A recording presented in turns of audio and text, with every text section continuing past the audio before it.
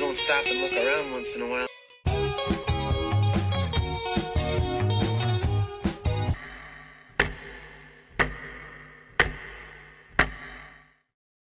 Assalamualaikum dan salam sejahtera, salam Malaysia Madani.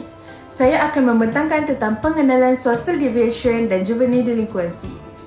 Social deviation dan juvenile delinquency merupakan konsep penting dalam bidang sosiologi yang digunakan untuk memahami tingkah laku manusia yang melanggar norma dan nilai masyarakat. Jadi, video ini bertujuan untuk menerangkan konsep social deviation, juvenile delinquency, teori berkaitan serta kesannya terhadap individu dan masyarakat. Konsep social deviation. Social deviation merujuk kepada tingkah laku individu atau kumpulan yang menyimpang daripada norma dan nilai sosial yang diterima oleh masyarakat. Norma sosial ialah peraturan tidak formal yang mengawal tingkah laku manusia dalam kehidupan seharian. Antara contoh social deviation termasuk vandalism, penyalahgunaan dadah, mencuri, ponteng sekolah dan perlakuan antisosial lain. Walaupun tidak semua tingkah laku devian dianggap sebagai jenayah, ia tetap boleh memberi kesan negatif kepada keharmonian sosial. Seterusnya, kita akan beralih kepada juvenile delinquency. Juvenile delinquency merujuk kepada perlakuan jenayah atau salah laku sosial yang dilakukan oleh golongan remaja di bawah umur dewasa, kebiasaannya bawah umur 18 tahun. Tingkah laku ini sering berlaku dalam kalangan pelajar, sekolah dan belia. Contoh juvenile delinquency yang boleh kita lihat ialah termasuk buli, pergaduhan, mencuri, penyalahgunaan dadah, penglibatan dalam geng serta salah laku disiplin di sekolah. Faktor menyumbang kepada masalah ini termasuklah pengaruh rakan sebaya, masalah keluarga, tekanan emosi dan kurang pengawasan ibu bapa.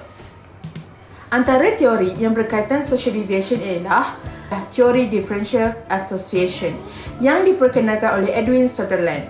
Teori ini menyatakan bahawa tingkah laku devian dipelajari melalui interaksi sosial.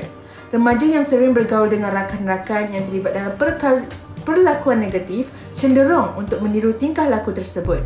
Ini menunjukkan bahawa persekitaran sosial memainkan peranan penting dalam membentuk tingkah laku individu ataupun seseorang. Macam yang kita tahu, terdapat juga kesan terhadap individu dan masyarakat. Social deviation dan juvenile delinquency ini boleh memberi kesan buruk kepada individu dan masyarakat.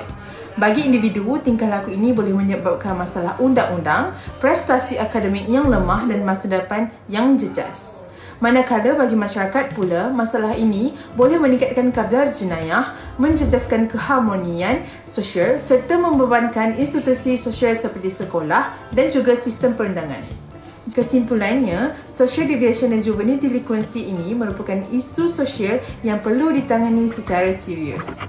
Peranan keluarga, sekolah dan masyarakat amat penting dalam membimbing remaja ke arah tingkah laku yang lebih positif.